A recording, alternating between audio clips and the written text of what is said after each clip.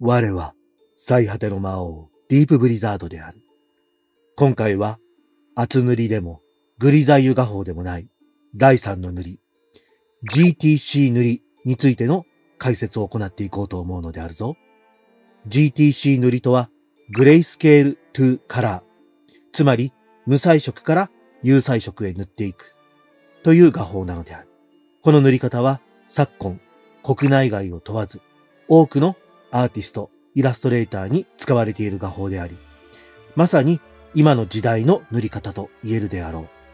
この塗り方をすることで大きく時短をすることもでき、そしてクオリティの高い塗りにもすることができるというメリットの多い塗り方なのである。ただ、名前だけ聞いたり、塗り方だけを見てみると、厚塗りやグリザイユ画法と何が違うのかとわからないポンポコリンも多いであろう。なのでまずは GTC 塗りとは何か、そして厚塗りやグリザイユ画法と何が違うのかということについて簡単に解説をしていこうと思うのであるぞ。まずは厚塗りの紹介である。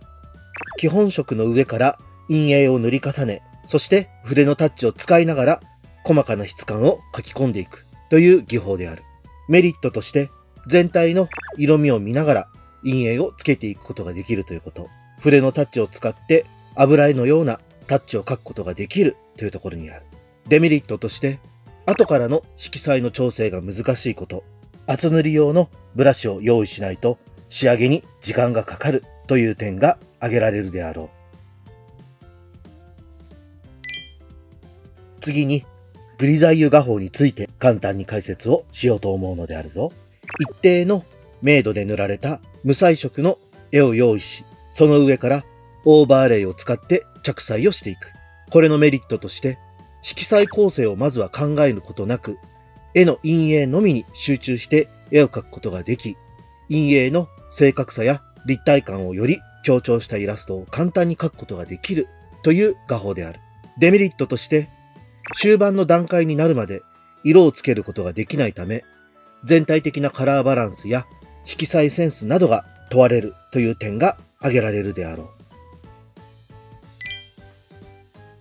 今回紹介する GTC 塗りはグリザイユ画法ほど陰影の明度の濃淡を気を使うことなく、ハイライトなども先に書き込んでも問題はない。大まかに陰影の位置を決めた後に着彩を行い、そして厚塗りの技法を使って絵を仕上げていく。簡単に言えば、グリザイユ画法の明暗の取り方と厚塗りの色の塗り込みのいいとこ取りができている画法と言えるであろう。メリットとして、グリザイユ画法や厚塗りのいいとこ取りをしているため、結果、絵を短い時間で仕上げることができるという点である。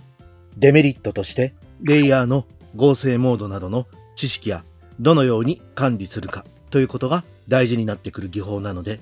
初心者向けというよりは中上級者向けの塗り方だと言えるであろう。もちろん今回初心者の方でもちゃんと塗れるやり方を紹介しておるので安心してほしいのであるぞ。では次にこの GTC 塗りを使って絵を描いていく工程を解説しながらやっていこうと思うのであるぞ。では GTC 塗りを実際にやっていこうと思うのであるぞ。まずはこちらに先にちょっとラフを描いておいたものを用意した。今回はこちらを使って実際に描いていこうと思うのであるぞ。ラフの色を変え不透明度を下げておく。この状態で新規ラスターレイヤーを用意する。そして厚塗り用のブラシを使って線画を描いていこう。今回は楽厚塗りブラシというものを使おうと思っておる。こちらのブラシの詳細に関しては以前紹介した動画もしくは動画の概要欄からリンクを貼っているので見てもらえればと思うのであるぞ。鉛筆ツールなどで線画を描いても良いのだが、この後いろいろと塗り込んでいくのであまりテクスチャーの効いていないこういうつるっとしたブラシの方が良いであろう。特にこのブラシじゃなくてはダメというわけではないので、あまりテクスチャーの効いていないつるっとしたブラシであれば自由に使って良いので、描きやすい線画のブラシを用意すると良いであろう。こちらを使ってざっくりとキャラクターの線画を清書していこう。あまり正確に描こうとか綺麗に描かなくてはいけないと意識しすぎなくても良いので、ある程度キャラクターのパーツや線画が描けていればよしとと思いながら描けば良いであろう。割と本当ラフでも全然構わなかったりもするので、線がはみ出してたり、多少ごちゃついていても大丈夫であるぞ。今回は、講座をするということで線画をしっかりと割と描いてはいるが、この先ほど描いたラフからそのまま次の段階に進むということもよくやっているので、ここの線画というのは、それなりに形が整って、自分が何を描きたいのかが分かっていれば、それで良いのであるぞ。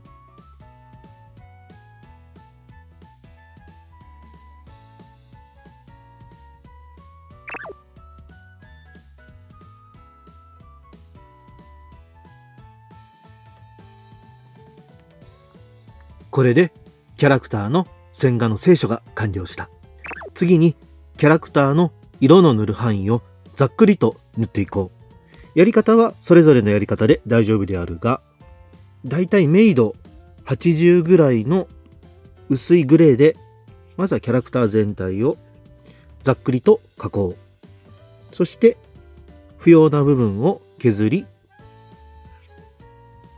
キャラクターの色を塗る範囲をまずは囲って作ろう。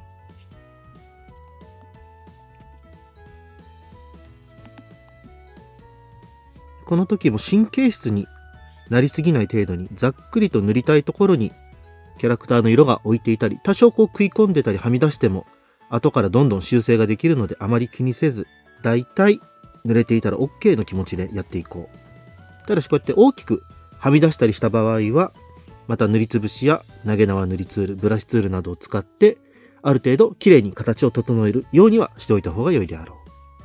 う。もちろん自動選択範囲などでキャラクターの塗る範囲を囲って塗りつぶすというやり方でも全然大丈夫なので、そこは使っているブラシや選択範囲のツールに合わせてやると良いであろう。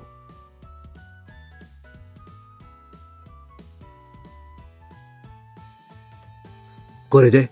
キャラクターの色を塗る範囲を大まかに囲うことができた。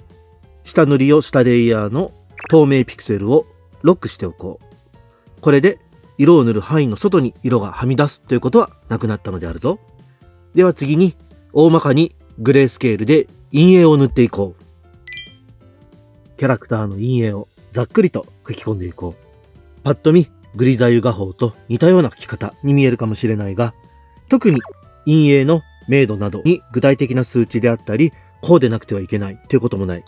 むしろ明るい色でハイライトを描いたり、明るい部分などの書き込みをしても問題がないというのも、この GTC 塗りの良いところと言えるであろう。より自分の描きたいイラストのゴールに近いイメージを、この無彩色のグレースケールの段階で考えながら描くこともできるというのも大きなメリットであろう。なのでちょっと大きめのブラシで、だいたい明度60とか、そのぐらいのちょっと先ほどよりも濃い感じのグレーを使って、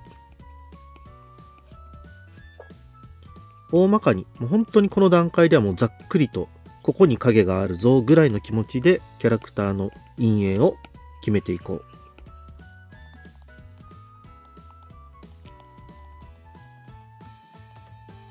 じゃあもうこれでまずは大まかな陰影が決まったので、もう少し濃いめの陰影、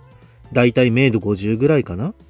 もう少し細かい陰影を書き込んでいこう。いわゆる2影と呼ばれている段階のものであるな。ある程度ここでしっかりと陰影をつけておいた方が、この後の色付けをしたり仕上げていく段階で、しっかりとした印象を見せることができるので、あまり淡すぎるとこの後色をつけた時に陰影がちょっと飛んでしまう恐れもあるので、はっきりと陰影をつけたいところにはちょっと濃いめの影をのせておくと良いであろう。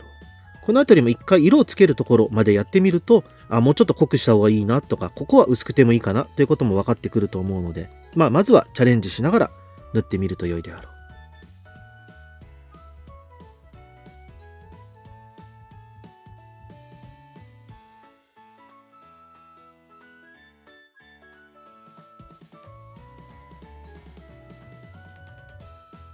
これで大まかに影の位置が決まったら、多少ちょっと影の形やはみ出しすぎたところを整えておこう。きっちりと書き込んだり仕上げなくてはいけないというわけではないので、ここはちょっといらないなとか、ここはもうちょっと明るくてもいいなというところにだけ手を入れるぐらいの気持ちでやると良いであろう。細かなはみ出しや塗り漏れなんていうのはこの後どんどん書き込んでいく中で直していくので、ここだけは最初に直しておきたいなとか、ここはちょっと今の段階で気になるなというところだけを直すような気持ちで作業すると良いであろう。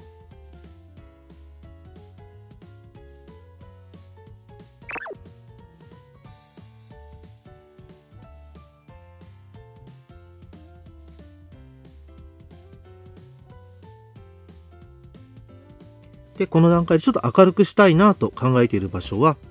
こんな感じでもう白色を使っても構わないので、ハイライトを書き込んでいても良いのであるぞ。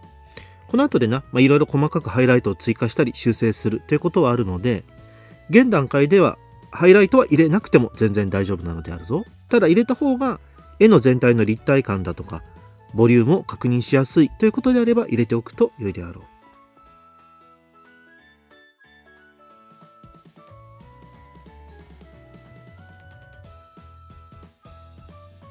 これで、まずはグレーでの陰影の塗り込みが終わったのである。では、次に大まかに描いたグレースケールの陰影に色味を追加していこうと思うのであるぞ。まずは先ほど色を塗ったレイヤーの上に新規ラスターレイヤーを作成し、レイヤーの合成モードを上山にしておこう。そして、クリッピングマスクを適用して、この状態でキャラクターの下地になる色を追加していこう。でこんな感じで肌の色だったら肌の色をこのように追加をする。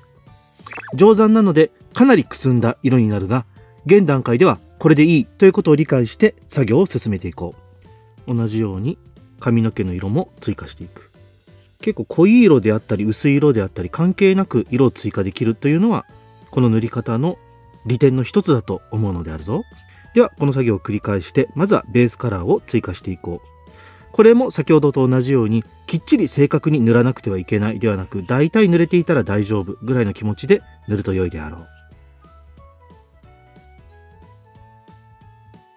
これで、キャラクターの色の下塗りが完了した。なんとなく色がついて、キャラクターらしく見えてきたが、この段階では全体的にくすんだ色味になって、鮮やかな仕上がりになっているとは言えない。ここから鮮やかさを追加していくのであるぞ。新規ラスターレイヤーを用意し、レイヤーの合成モードをオーバーレイにする。そしてクリッピングマスクを適用する。オーバーレイの特性は以前も解説したことはあるが、明るい色はスクリーンの属性を持ち、暗い色には上山の色を持つという特性がある。それを使うことで肌や髪の毛の陰影などをより濃くしたりより明るくしたりすることで鮮やかに見せるという手順をこれから取っていこうと思うのであるぞ。ではこの状態で先ほど線画を塗っていた厚塗りなどに使えるタッチのあるブラシを用意して肌のベースカラーを選択した状態でオーバーレイでざっくりとキャラクターの肌に色を置いていこう。こうするだけで肌全体がパッと明るくなったのがわかるであろうか。ただ影の部分が飛んでしまい全体的にちょっと白飛びしたような印象になっている。なので今度は影の色を少しくすんだ濃いめのピンクを選択して影の部分に大まかに色を置いていこう。これでまずは大まかに肌の色味に鮮やかさを追加することができた。ハイライト部分などもこの段階で追加することもできるので、先ほど軽く追加していた部分に肌色を追加した。同じように髪の毛にもオーバーレイで色を追加していこう。髪の毛全体にサイドを追加する感じでオーバーレイを追加していこう。で、この時も多少塗りがはみ出していたりしていても気にしなくて良いので、この後いろいろ書き込んでいく際に修正をすれば良いので、現段階ではざっくりと追加すれば良いの気持ちで、まずはオーバーレイで色を足していこう。で、このオーバーレイで塗ることの良さというのが、こういう陰影とかのタッチを残したまま色味を変えながら塗ることができるので、こんな風に少し色味を複雑に混ぜたりということをしても陰影のタッチが消えないので、非常に複雑で深みのある色味を簡単に作ることができるのであるぞ。割と色味などをいろいろ追加したりしても陰影の濃淡が消えないので、割と複雑な色味だったりいろんな色を塗り重ねるということが簡単に試せるというのは、色塗りが苦手という方にとっても非常にやりやすい方法の一つだと思うので、失敗したらどうしようとか、うまくいかなかったらどうしようと悩まずに試せるというのは非常に良いことだなと思うのであるぞ。で、こうやって複雑な色味が、陰影と色味を分けて塗り重ねていくことで、どんどんとこう色全体に深みが増しているのがわかるかの。明るい部分と暗い部分、そこにそれぞれの色素を足すことで、非常に鮮やかな印象の絵を簡単に作り出せるようになるのである。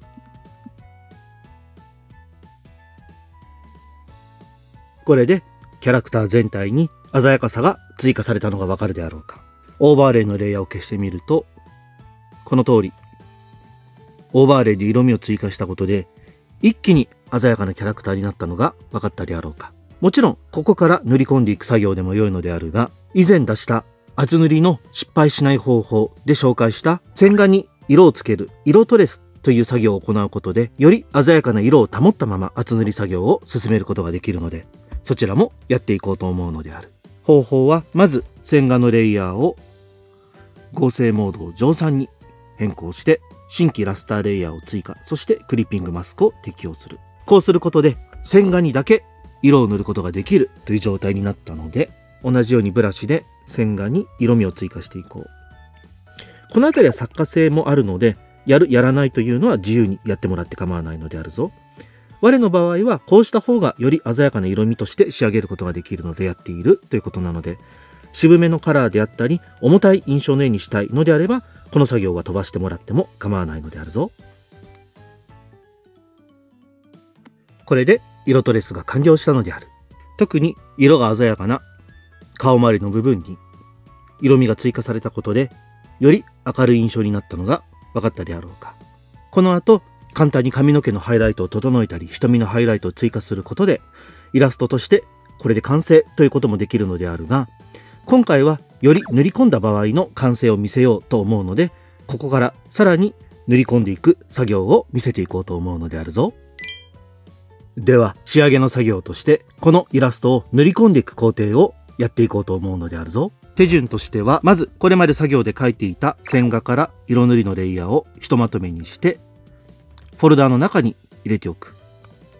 こうすることで一括で管理することができるので、この状態でレイヤーを複製し、そして複製したフォルダーを選択中のレイヤーを使って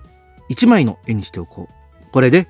先ほどまで描いていたイラストが1つのレイヤーに統合された。バックアップとして念のためフォルダーの中にイラストを入れてはいるが、特にこのバックアップが必要ないものはもうレイヤーを1つにまとめてしまっても良いであろう。この状態だとこの通り背景とキャラクターという風に2つに分かれている状態になっている。この統合したフォルダーに直接ブラシを書き足していって線画や塗り込みを加筆して追加していこうと思うのであるぞ。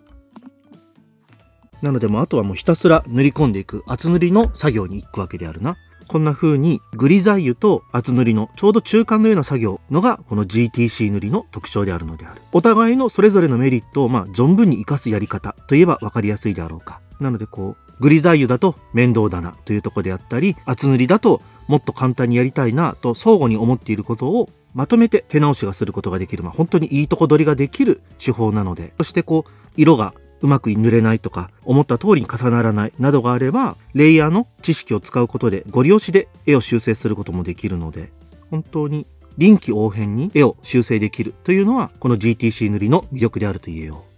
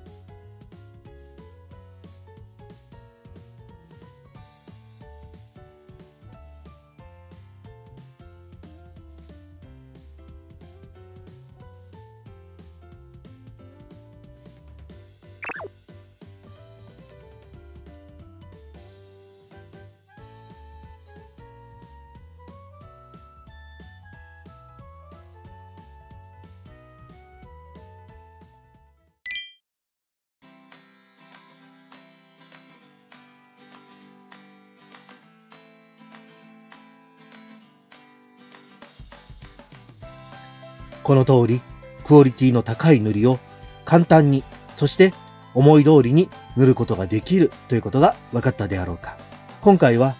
解説をするために最初の線画や下塗りを割と丁寧にやってはおるのだが、実際にはもっとラフな感じで塗っても良いであるし、厚塗りの塗り込みをしない状態でもクオリティを高く見せることもできるので、自分の表現したい塗り方に合わせて、この GTC 塗りをカスタムして自分だけの塗り方を見つけてほしいのであるぞ。ではでは、なのである。動画のご視聴誠にありがとうなのであった。良ければチャンネル登録、高評価、そして SNS のフォローなどよろしくお願いいたすのであるぞ。